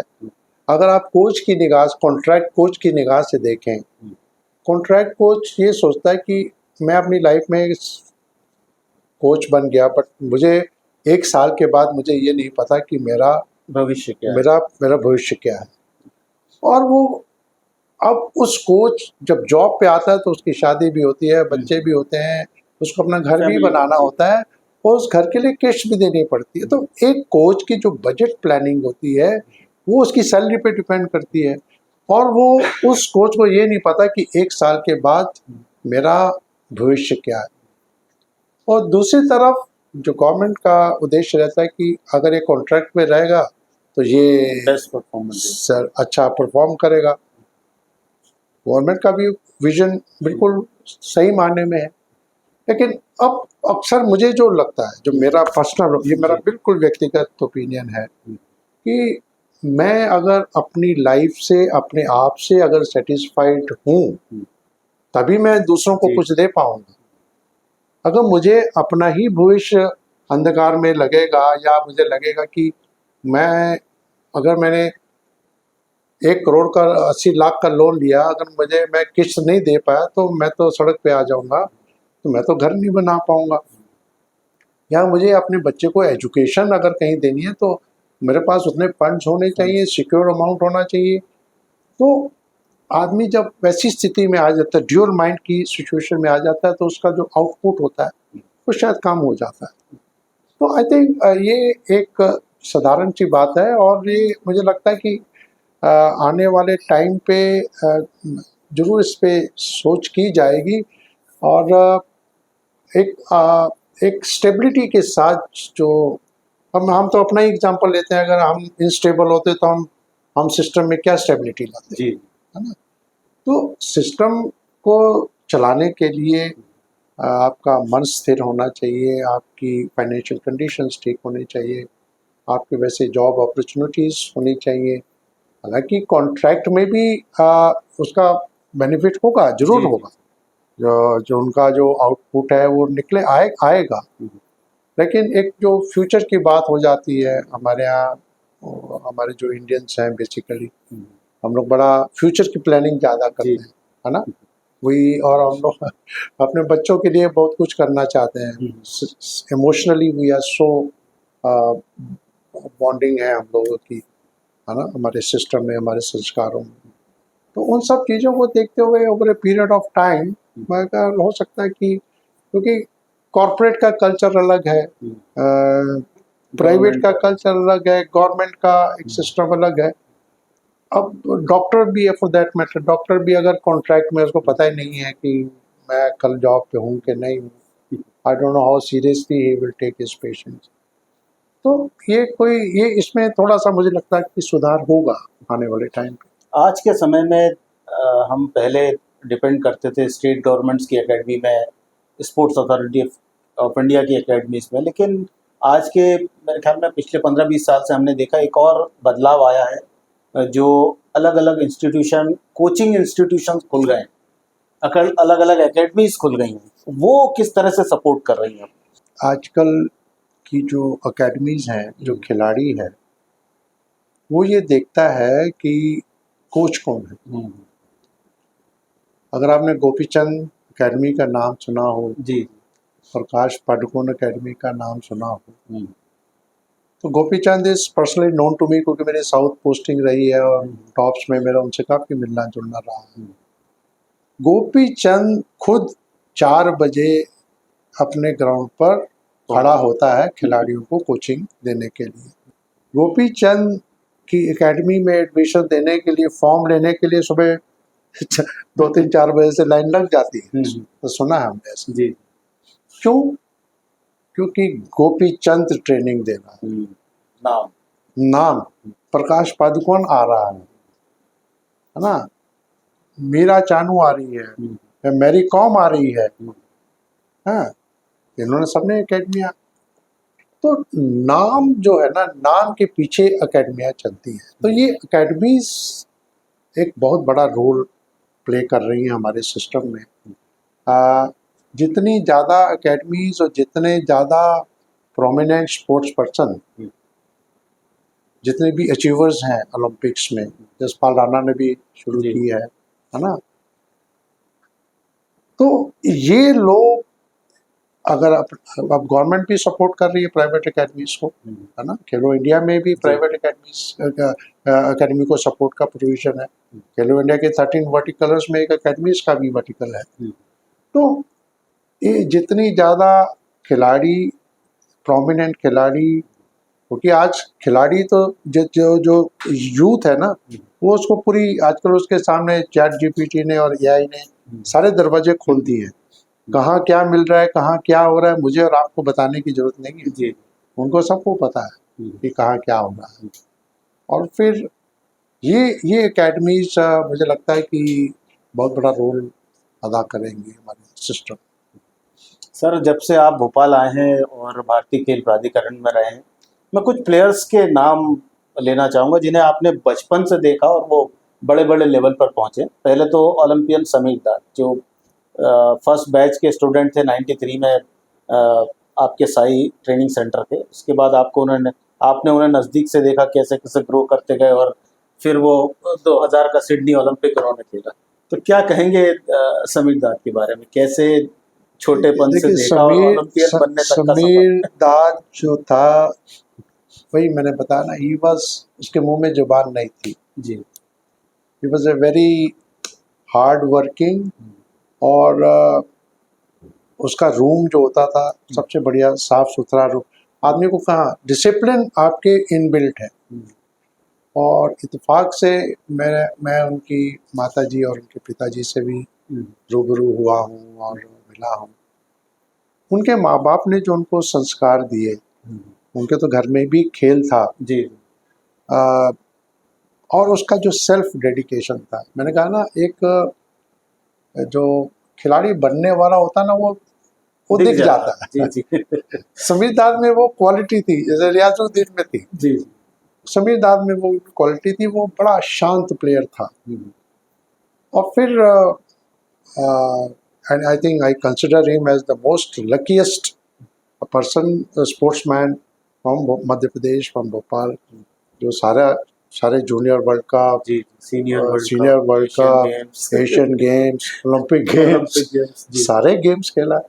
तो वो उसकी तकदीर है, और उसका हार्ड वर्क है, और उसका स्किल है, और उसने सबसे बना के रखी। आज भी हमें वो उतना ही रिगार्ड करता है, अपने कोचेस को उतना ही रिगार्ड करता है, उस पोजीशन में पहुंचने के बाद भी। तो जब पोजीशन आई, मैं जब दिल्ली में था, तो जब हमने यहाँ स्टेट लेवल खेलो इंडिया सेंटर खोला, तो इनका प्रस्ताव आया। तो प्रस्ताव मेरे पास ही आया इत्तेफाक से। तो मेरे डीजी ने पूछा कैसे हैं समीर। मैं कहा सर, ये वो बच्चा है जिसको हमी ने साई ने खिलाया है, और ये बच्चा उस लेवल तक पहुंचा है, और he will be an asset to this our scheme. तो वो स्कीम में हम लोगों ने लिया उसको, और आई थिंक आज अभी तक शायद वो उस स्कीम में है, अभी तक काम कर रहा है, and he is the head coach of academy. He is a wonderful boy. Riyazuddin Qureshi, एक और नाम जो आपके सामने ही ग्रो हुए, और जैसा आपने रियाजुद्दीन का जो मैंने मुझे उस समय बड़ी खुशी, मैंने आपको बताया जब सिंगापुर एयरपोर्ट में मुझे मिला, और जब उसने मेरे पाँव छुए। ये कॉमनवेल्थ गेम्स की बात, कॉमनवेल्थ गेम्स 2006 की बात जी, है। ये एक दिन बाद गए थे, इंडिया टीम पहले चली गई थी, और उनके पासपोर्ट में कुछ था कि इनको एक दिन बाद फिर जाना पड़ा। वो मुझे किस्सा याद नहीं है, लेकिन मैंने बताया कि जो खिलाड़ी जिसको बनना होता है ना, उसके नज़रिया, उसका चाल ढाल, वो पता लग जाता है कि उसकी बॉडी लैंग्वेज, है ना। फिर उसके घर के माँ बाप के संस्कार कि हाँ बच्चा हमारा ठीक हाथों में है, पेरेंट्स का ट्रस्ट, है ना। तो ये चीज़ें बड़ी बड़ी, और आदमी झुक के ही ऊपर जाता है ना। आदमी ऑनेस्टी से ही ऊपर जाता है, चालाकी से नहीं जाता। तो इन बच्चों में वो काबिलियत थी, गॉड गिफ्टेड टैलेंट था, और फिर सही हाथों में आए, सही सपोर्ट मिला, और वो आज अपने बड़े अच्छे, और ये एग्जाम्पल है हमारी यूथ के लिए, नॉट ओनली साई, साई तो एक गवर्नमेंट ऑफ इंडिया का ऑर्गेनाइजेशन है, साई का तो ये ड्यूटी भी है। जी तो ये बच्चे जो हैं, ये एग्जाम्पल है कि अगर आप किसी भी प्रोफेशन को, चाहे any profession, you go to IT profession, you go to music profession, you go to dance profession, you go to any profession, sports में आ रहे हो, अगर आप उसके साथ बिल्कुल जुड़ नहीं रहे हो ना, टाइम पास वाला सिस्टम नहीं है, अगर आप पूरे उसके पहलुओं को नहीं समझ रहे, उसकी बारीकियों को नहीं समझ रहे, है ना, आपने कोई भी लैंग्वेज सीखनी है तो वो लैंग्वेज अगर आप ग्रामेटिकली नहीं अगर आप सीख रहे तो आप उस लैंग्वेज को मास्टर नहीं कर पाओगे।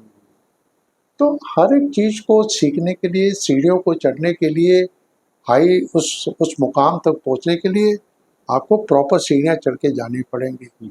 हर एक स्टेप को पॉजिटिवली समझ के आगे बढ़ना पड़ेगा, तभी आप उसको अचीव कर पाओ।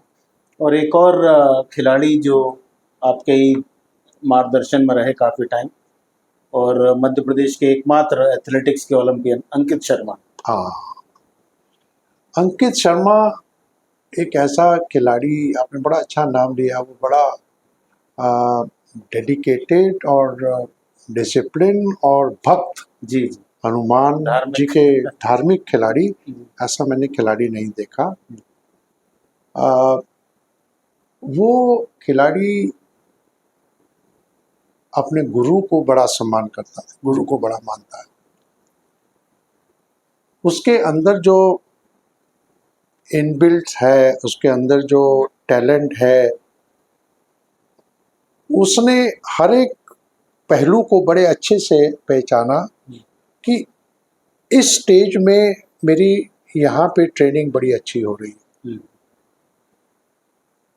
अक्सर क्या होता है कि जो कोच होता है वो अच्छे खिलाड़ी को छोड़ता नहीं है जी कि Fact. अगर ये चला गया मेरे हाथ से तो दूसरे कोच को क्रेडिट मिल जाएगा।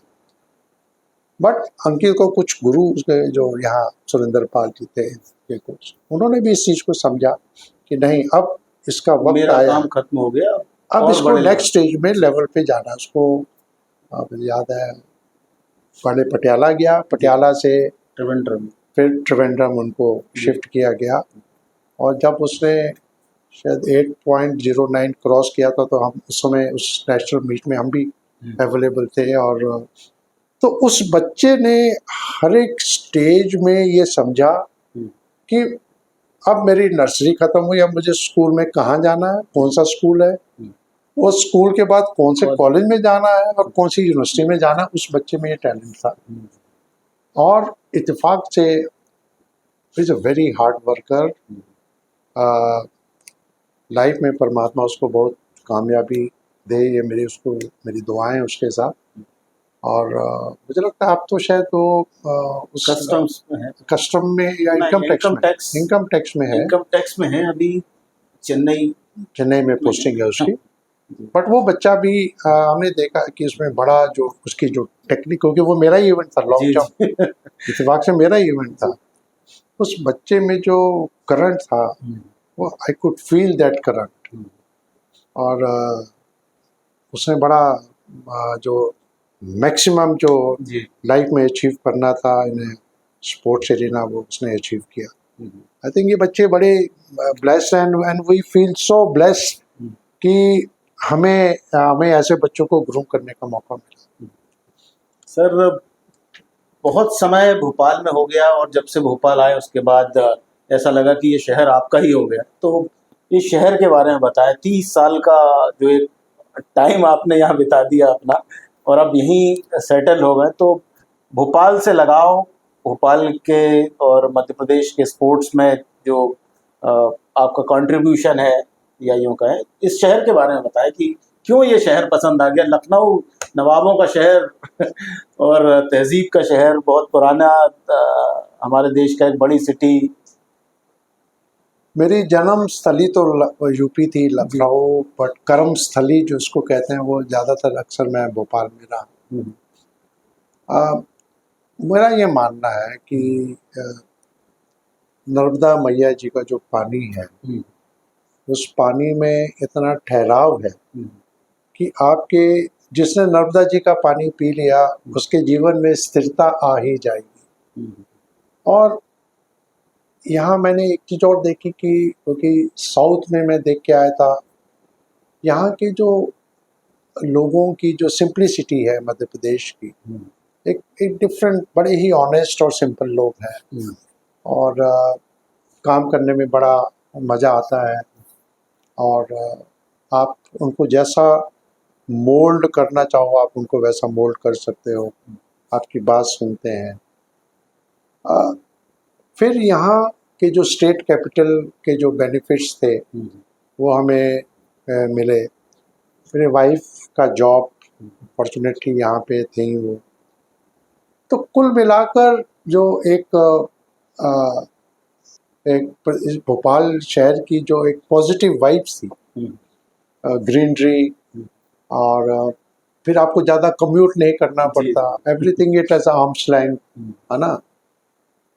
ये सब चीज़ें देखते हुए लगा फिर एजुकेशन के हिसाब से ये बड़ा अच्छा हब है। School of course college education बहुत अच्छा हब है। तो ये सब चीज़ें देखते हुए लगा कि भोपाल एक ऐसी नगरी है जहाँ भी आपको अल्टीमेटली आपको क्या चाहिए, पीस चाहिए, शांति चाहिए। ये एक ऐसा शहर है कि जहाँ पे एक मुकाम होना चाहिए। तो फिर हमने डिसाइड किया, फिर मैंने और लोगों से भी बात की, मैंने अपनी बात को, इस बात को कंफर्म भी करना चाहा कि क्या ऐसी चीज़ें हैं। फिर मैंने पता कि कई लोग यहाँ पे सेटल हुए हैं, तो उन लोगों की जो विचार थे वो मेरे विचारों से कुछ मिलते जुलते थे। तो मुझे लगता है ये वजह रही होगी कि मैंने भोपाल को अपना एक, अच्छा हाँ, मेरी एक्चुअली मैं ये भी आपको बताऊँ, मेरी फादर की जो पोस्टिंग थी, फर्स्ट पोस्टिंग जो थी भोपाल की थी, ऑल इंडिया रेडियो में, शामला हिट्स में, और मेरी एजुकेशन भोपाल से ही शुरू हुई। अच्छा। और फिर वो एजुकेशन के साथ साथ वो मेरी कर्म भूमि भी बन गई। तो अच्छा लगा कि और मुझे लगता है कि कोई मैंने गलत डिसीजन नहीं लिया। मैं अब देश विदेश में घूमता हूँ तो लगता है कि भोपाल एक बहुत पीसफुल जगह है। सर 35 साल की सर्विस हो गई, उसके पहले 6 साल और आपने काम किया कस्टम डिपार्टमेंट में, तो अब रिटायरमेंट के बाद आप क्या कर रहे हैं? हमने ये देखा सोशल मीडिया पर कि आपको अलग अलग कंट्रीज़ में आपके फोटोग्राफ्स आते हैं, वहाँ से वीडियोस आते हैं, और देश में भी आप अलग अलग जगह पर घूमते रहते हैं। तो ये थोड़ा सा बताएं कि अब रिटायरमेंट के बाद क्या राजेंद्र सिंह साहब की लाइफ चल रही है? देखिए, रिटायरमेंट में जब मैंने सोचा कि हमने जब काम किया तो अपने डिपार्टमेंट को, अपने सिस्टम को पूरा 100% दिया, और अपने बारे में कभी सोचा भी नहीं कि हम भी कुछ हैं या हमारे लिए, अपने लिए पर्सनल देखना चाहिए। तो हालांकि फैमिलीज भी इस तरफ से थोड़ा सा बेरुखी सी, नाराज़गी सी रहती थी कि आप तो बहुत समय देते हैं। तो इतना कंट्रीब्यूशन करने के बाद मुझे लगा कि नहीं, अब वक्त आ गया है कि मुझे अपनी खुशी के लिए जीना है। तो मैंने फिर सोचा कि, और मेरा सौभाग्य रहा कि पहले हम फादर के साथ पूरा देश घूमे, फिर हमें विभाग ऐसा मिल गया जिसने हमें पूरे विदेशों में घुमाया। वो एक मेरा नेचर सा बन गया कि अभी ये संसार बहुत बड़ा है, इसको मुझे एक्सप्लोर करना है। तो रिटायरमेंट के बाद मैंने फिर सोचा कि मैं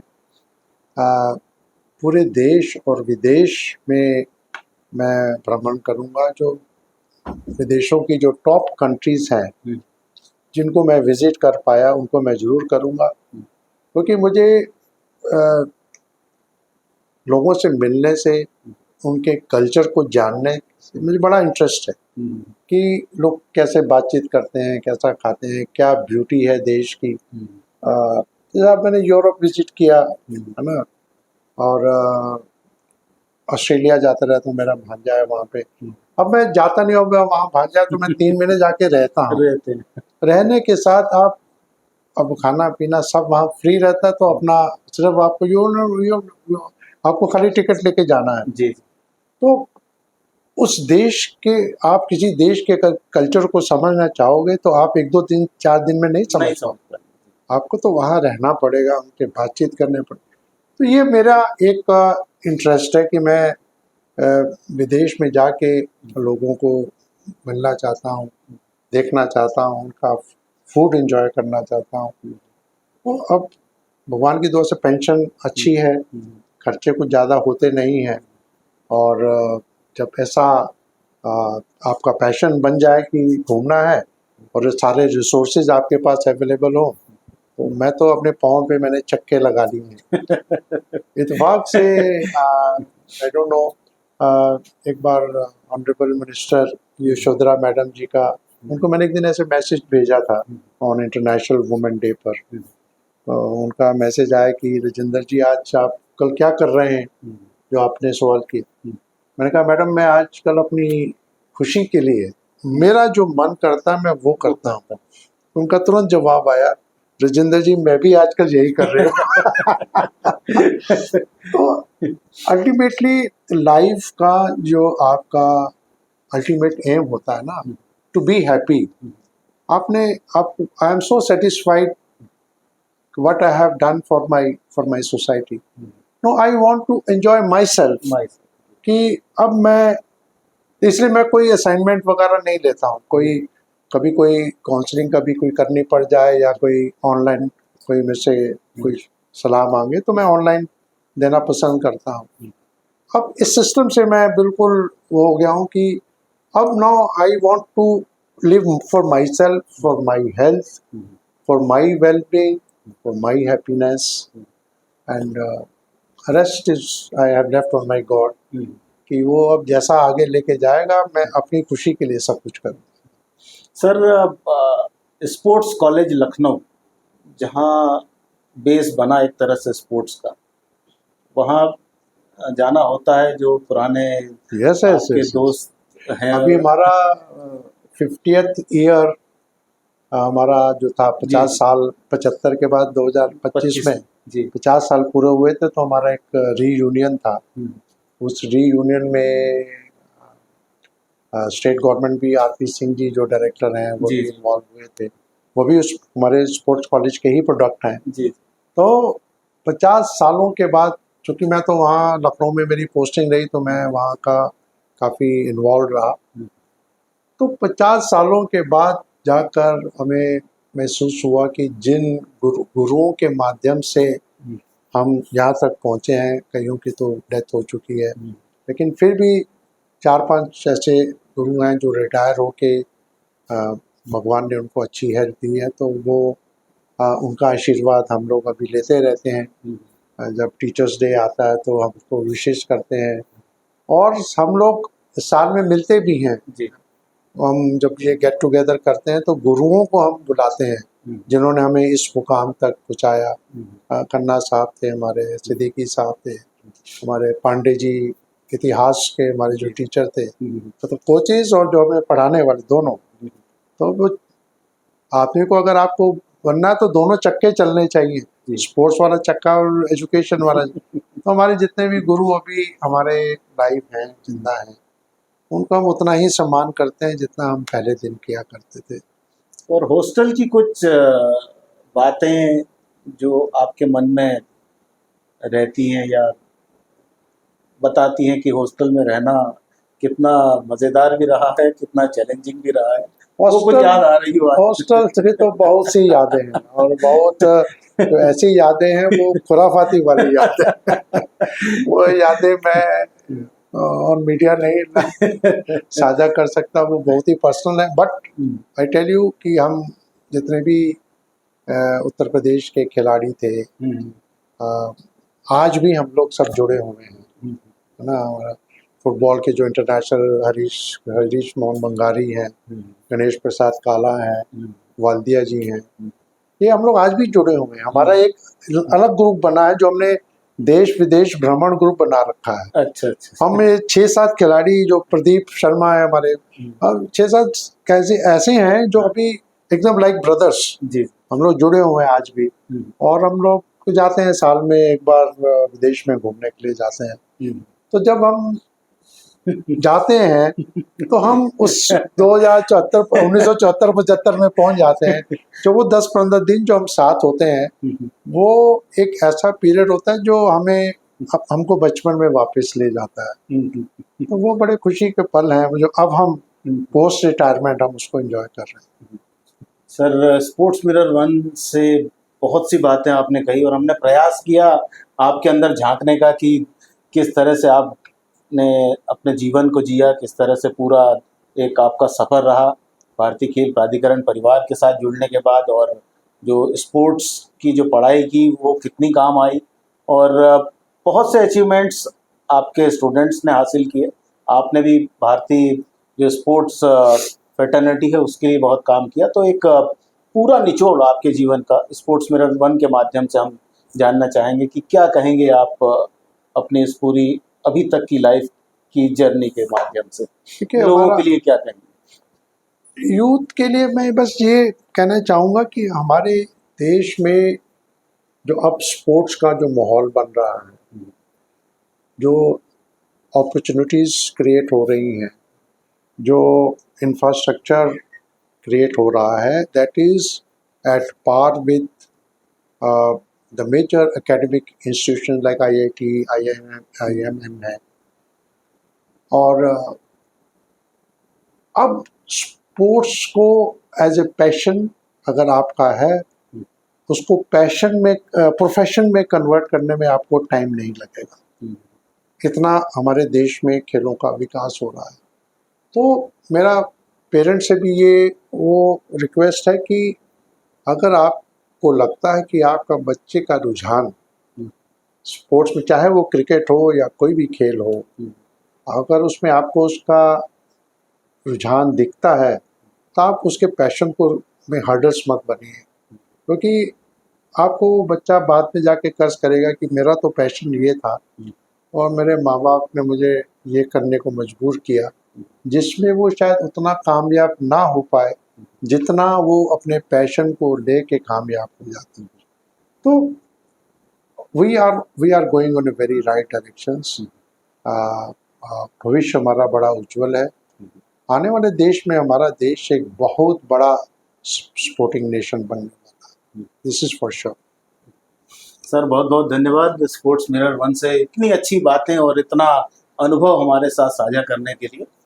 तो दर्शकों, ये थे स्पोर्ट्स एडमिनिस्ट्रेटर राजेंद्र सिंह जी, जिन्होंने पूरे जीवन में जो जो काम उन्होंने किए, किस तरह से उनकी लाइफ चेंज हुई, कैसे जन्म हुआ लखनऊ में, उसके बाद सफ़र भोपाल आया, उसके बाद जबलपुर और ऐसे बेंगलोर, पूना, अलग अलग जगह काम किया, पढ़ाई की और अपने जीवन को जिया।